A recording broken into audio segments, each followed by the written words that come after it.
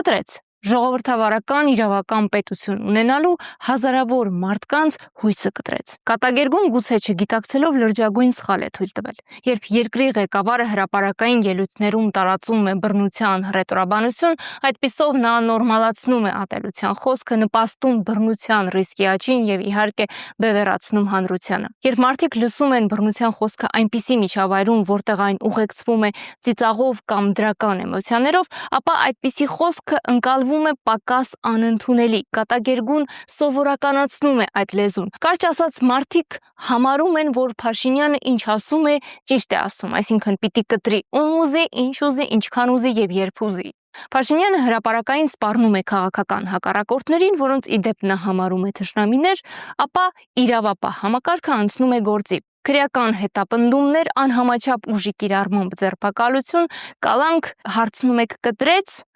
կոտրեց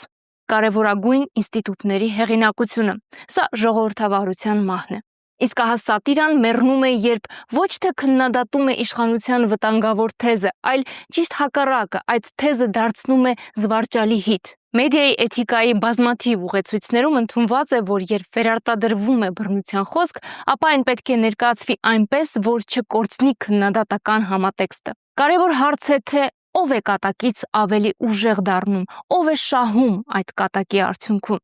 Եթե թիրախավորվում է իշխանության հեղինակությունը, ապա սատիրան անում է իր գործը։ Եթե հակառակը, ուրեմն դուք ձեր հումորը, հարթակը ծառայեցնում եք իշխանության Փաշինյանի դրական իմիջի ձևավորման գործին։ Մոտ 1 միլիոն դիտում ունեցող տեսանյութի մեկնաբանությունները կարդացեք։ Ինչ պուպուշ դեմոկրատ վարչապետ ունենք, բոլորի հետ հավասար դահլիճում ծիծաղում է ինքն իր վրա։ Մինչդեռ պուպուշ դեմոկրատ վարչապետի հրահանգով կամայականորեն օրինակ ձերբակալում են գործիչների եւ այդ մարդկանց զրկում իրենց անչափահաս երեխաների հետ հաղորդակցման իրավունքից։ Ի վերջո, հանրային հումորը կարող է դառնալ իշխանության դիմադրության գործիք կամ այդ իշխանության լեգիտիմացման գործիք։ Ընտրությունը ձերն է։ Մասնագիտությունը դարձնել պայքարի դիմադրության գործիք, թե